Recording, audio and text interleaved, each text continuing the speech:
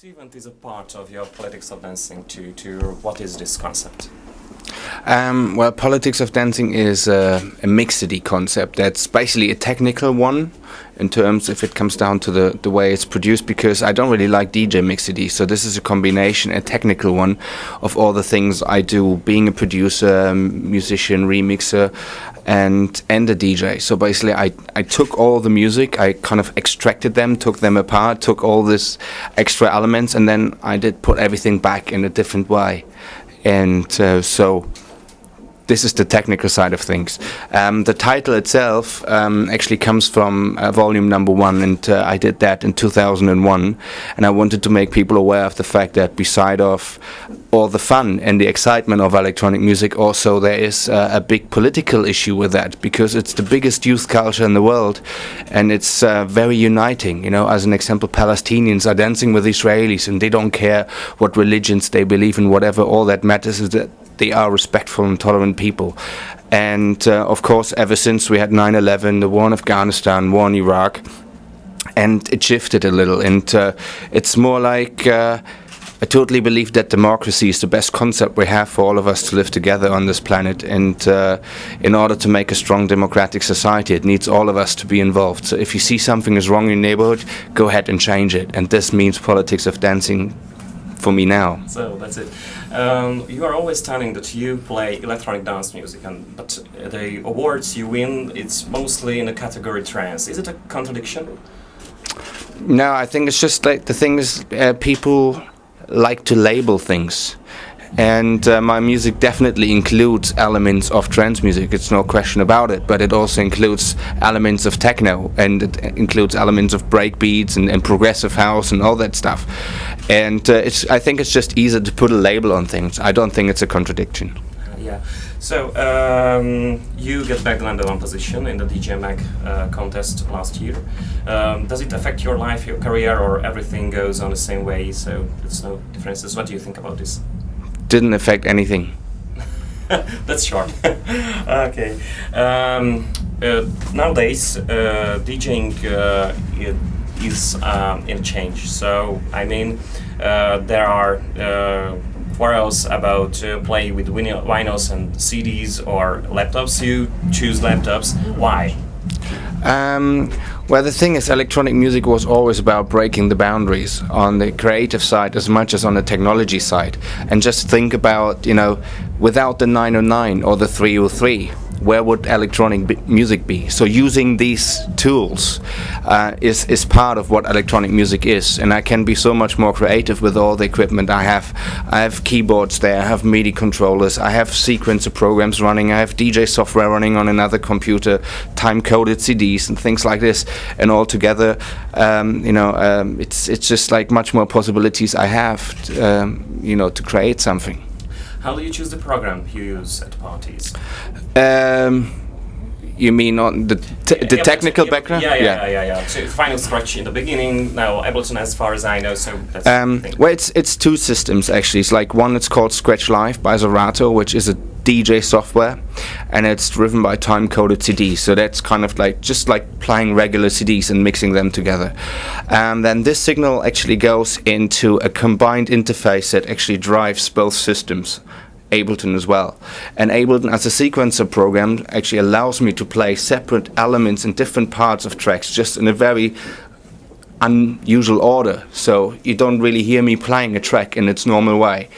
And then I'm using it's still like a prototype of a mixer by Alan Heath, the 3D, which is basically a complete MIDI controller and a mixer.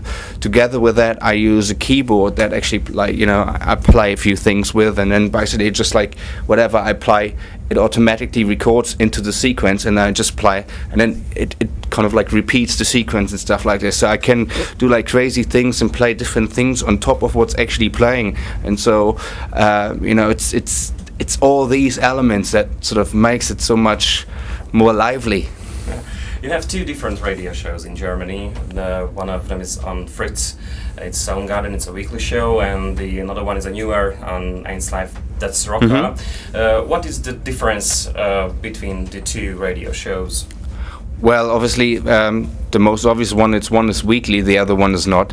So with the weekly show, I have a much sort of like more regular way of like presenting this track and that music. With Eins Live Rocker, it's more kind of it's a general representation of electronic music. People, other DJs are basically playing the same time spot at different weeks, and so I'm standing for my sound and other people standing for theirs, and I think it's just a very different concept of things. Why do you think it is important to have radio shows? Well, the thing is, very obviously, as a DJ, I'm in the fortunate position to get all the music either sent or I have the possibility of buying the music very early on. So, in a way, for me to play it on the radio is the possibility for a lot of other people to listen to that music, because otherwise they wouldn't ever hear that kind of music or those specific tracks. They say the music, trance music, is moving to a progressive way nowadays. What do you think about this? Well, if progressive means that a lot of those very cheesy nonsense of the last 2.5 years is disappearing, I would absolutely love that to see. Okay, it's been a long time since you released an artist album. Is there any future plans, songs we can hear at parties nowadays? Well, when I'm not traveling, I'm in the studio working on the next artist album. It's due to be released in springtime 2007. And I have about 5-6 tracks ready, and probably play a few of them tonight. That will be great. Another question: what do you say about a perfect party for you? What is the elements for that? You mean personally for me, or general as an event? No, for you. Well, the last perfect party I had was the opening ceremony of the soccer championship. I was together with all my best friends in a restaurant in Berlin. We watched the game, had great food, something to drink, and that was a perfect party. It was amazing weather. We were a little bit outside too. It was great. Okay, and the other question, like an event, because I think so many questions about which country do you prefer, which location, but I am curious about what is the perfect party for like an event. It's difficult because it needs so many elements. It's like friendly security, friendly bar personnel. Very obviously the weather should be okay so people can get there safe. Then the sound system has to be a good one. The optical presentation has to be good, and of course the choice of DJ and the choice of music has to be right. Okay, and what can we expect tonight in Hungary? Full on me. I to be honest, I really don't know. The thing is like I have like 2-3 things in my head, that I sort of may try to begin with, and then I see the reaction, and then whatever sort of is going on, that direction it will go. So if they're not going off the way I hope they will, then I maybe play a little housey and then try to sort of get them. If everything works out properly, it's going to be straight full on. So thank you very much. Thank you. Okay. Okay, and there is a little surprise from the forum I mentioned. That's for you. Thank you very much. It's yours. If you don't mind, I just open Thank you. the door once again.